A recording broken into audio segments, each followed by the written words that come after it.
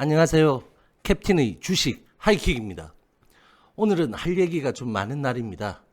시간 관계상 시장 분석은 아주 짧게 마치도록 하겠습니다. 끝까지 시청해 주시면 감사하겠습니다. 뉴욕 증시 강세로 0.5%대 상승 출발한 우리 양시장은 장중 변동폭을 크게 가지다가 결국 약보합 밑꼬리 하락 음봉으로 마감했습니다. 3일 연속 음봉이자 9일 만의 하락 마감입니다. 기본적으로 제약바이오의 약세에 개별 장세 흐름이 뚜렷했습니다. 대외 여건보다는 우리나라 자체적 수급이 꼬인 현상의 흐름이었고 결과적으로 지수의 낙폭은 아주 제한적이었지만 체감적으로는 상당히 좋지 못한 그런 시장 흐름이었습니다. 거래대금은 코스피 10조, 코스닥 14조로 코스닥의 수급 이탈이 다소 강한 하루였습니다.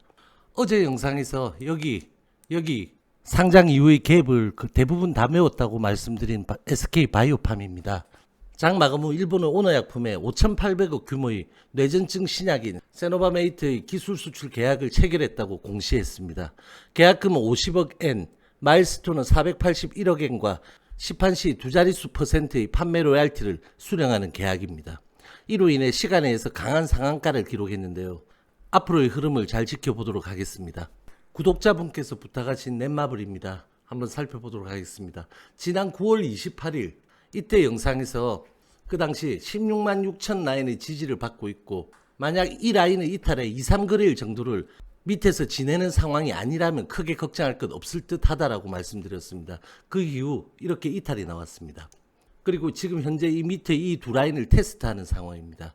그런데 대신증권에서 넷마블은 이미 투자 수익이 반영된 주가이며 향후 변동성은 있겠지만 업사이드는 크지 않다라고 강변하며 투자 의견을 매도 목표가를 11만 원으로 하향하는 리포트가 나왔습니다. 또 반면에 메리츠 증권에서는 투자는 잘했고 이제는 게임이라는 제목으로 투자 의견은 매수 목표가를 16만 원에서 18만 원으로 상향하는 리포트가 오늘 나오기도 했습니다. 문의 주신 구독자분이 매수가와 비중을 제가 모르니 현 지점에서 정확한 진단을 해드릴 정보가 제겐 부족하지만 위의 두 가지 리포트들은 일단 무시하셔도 되겠습니다. 15만 원을 종가상 이탈하는 대량 거래의 음봉이 나오지 않는다면 넷마블은 이 부분에서 바닥을 잡으려는 움직임이 나올 것으로 보고 반등 캔들이 나올 때의 거래량을 잘 보시고 이 16만 6천 원 이 라인을 안착한다면 더 좋은 움직임이 나올 것이니 일단 16만 6천 원 라인의 회복이 1차 급선무입니다. 다음은 HLB입니다. 보합 출발한 HLB는 장 초반 이렇게 양봉권에 진행을 했습니다. 이후 코스닥이 하방 변동성이 나타나자 약세 연동하기 시작했습니다. 그리고 옵티머스 로비 명단에 진회장이 있다는 찌라시가 떠돌자 어제 일부 진정되었던 매도 심리가 다시 악화되며 간헐적인 이런 매물 집중 상황을 보였지만 투매는 아니었습니다. 12시 이후 회사 공지가 나왔고 밑꼬리를 일부 달았지만 장 후반 다시 불안 심리 극대화로 60일선마저 이탈한 후 밑꼬리로 60일선 마감했습니다. 장중 변동폭 5%, 평균가 95,994원, 최소 거래량이었던 어제의 197%인 79만 주 정규장 거래량입니다. 외국인은 초반 품매도 확대해서 오후장 품매수로 회수하며 균형을 맞춰줬고 기관은 소량 매물을 출회했습니다. 121선과 61선을 함께 위협했고 61선에서 마감하며 최종 지지선인 93,500원에 근접했던 상황입니다.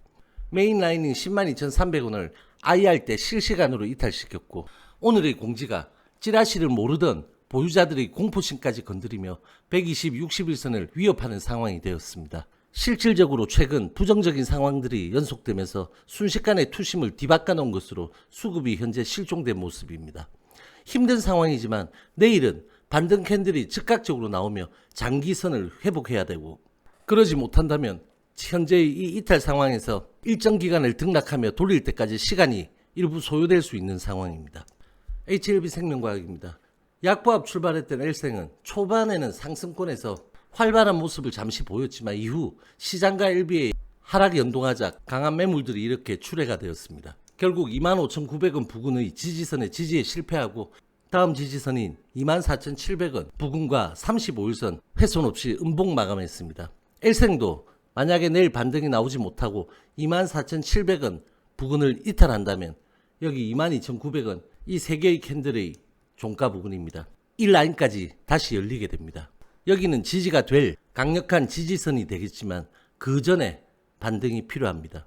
지난 10월 6일 18회차 영상에서 저는 6.27 사건부터 이번 IR에서의 NDA가 연기되고 있고 그 연기가 어쩌면 회사에 이익일 수 있다고 한 불필요하고 수급을 단번에 바꿔버릴 수 있는 그 발언에 대해 성토한 바 있습니다. 그리고 저는 그 영상에서 어드벤처 본계약을 몇 차례 지연과 옵티머스 건 등으로 장기간 수급이 있고요. 주가가 눌려온 점은 굳이 언급하지 않겠다고도 했습니다. 그러나 오늘은 언급을 해야겠습니다. 10월 6일 IR에서의 그 발언 후 다음 날인 7일 새벽 청년의사라는 인터넷 언론에서는 진양군 회장이 IR에서 코로나로 인해 NDA를 위한 디테일한 분석에 애를 먹고 있다. 3, 4차 치료제 이후 위암 1차 치료제로 진출하려던 계획도 다소 지연되고 있다. 다만 간암 1차와 대장암, 선낭암 등을 대상으로 한 임상은 빠르게 진행되고 있다고 추가적인 리보세라닙 NDA 지연을 시사했다는 기사를 올렸습니다. 거기에다 한술 더 떠 이번 지연 가능성 언급에 대해 같은 날 HLB 관계자 또한 당초 목표였던 연내 신청보다 조금 더 늦어질 가능성이 있다라고 덧붙였습니다. 시장은 수급에 의해 움직입니다.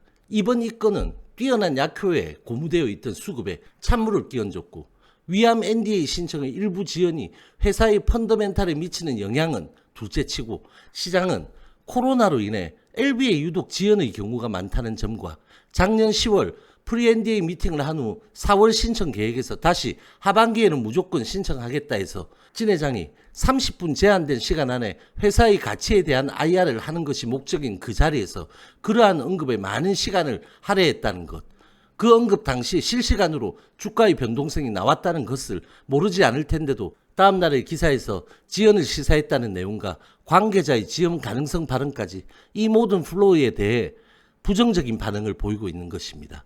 그리고 이후 회사와 진 회장은 그 사안에 대해 어떠한 반응도 없다는 것입니다. 마치 돌 툭 던져놓고 물결이 어디로 퍼지는지 구경하듯이 말입니다. 이것이 과연 시장의 탓입니까? 그런데 오늘 장중에 옵티머스의 로비 명단에 진 회장이 포함되어 있다는 찌라시가 유포되었고 회사는 진 회장 명의로 여기에 대해 강력하게 반박하는 공지를 올립니다. 아주 시의적절한 타이밍이었고 반박 수위 또한 당당했습니다. 그런데 오늘의 이 사안에 대한 대응은 이렇게 신속하고 강했으면서 NDA 건에 대해 불확실성을 키우기만 한 상태에서 대응은 왜 없는지에 대한 의문이 생깁니다. 대응할 사안이 아니라서인가요? 아니면 이 불확실성이 시장의 루머에서 발생했던 건가요? 아니면 일개 인터넷 기자의 상상이었나요? 왜 이런 중차대한 사안에 대해 정보 공유의 형평성 없이 회장은 IR에서 긴가민가한 표현으로 일관했고 시총 5조의 회사가 신청할 항암제의 FDA, NDA 신청에 대한 것은 여러 다른 언론은 아무 관심이 없고 청년의사라는 인터넷 언론사에서만 자세히 다루며 기술을 했는지 또 시총 3, 4위를 다투는 기업이 주주들의 전화를 몇 개월 동안 받지도 않으면서 그 언론사 기자에게는 관계자라는 사람이 그리 중요한 얘기를 아무렇지 않게 했는지 이것이 오늘 공지에도 있던 모든 사실이 발생한 경우 지체 없이 밝힌다는 HLB의 IR 원칙인지 묻고 싶고 그 답을 듣고 싶습니다. 저는 개인적으로 오늘 찌라시가 해프닝 또는 악의적 루머라고 생각합니다. 오늘 공지상의 진 회장 반박은 허위가 없을 것이고 만약 있다면 그 뒷감당은 상상하기도 힘듭니다. 그리고 제가 알고 제가 본 진 회장은 그런 사람이 아니라는 판단도 분명히 있습니다.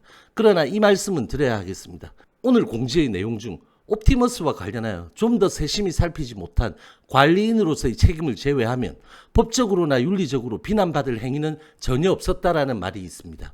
네, 관리인으로서의 책임은 분명히 있고 그에 대해 진 회장은 유튜브를 통해 즉각 밝히고 손실 확정 시 사죄로 보전하겠다는 공언도 했고 주식 위탁도 한 것으로 알고 있습니다. 그리고 오늘 공지의 내용대로라면 당연히 법적으로 비난받을 일이 없습니다. 회사가 옵티머스 펀드의 피해자라고 하셨죠. 네, 맞습니다. 피해자입니다. 그런데 그 어디에도 이로 인해 역대급 강세장에서도 소외감과 박탈감을 가진 주주의 피해에 대한 내용은 없습니다.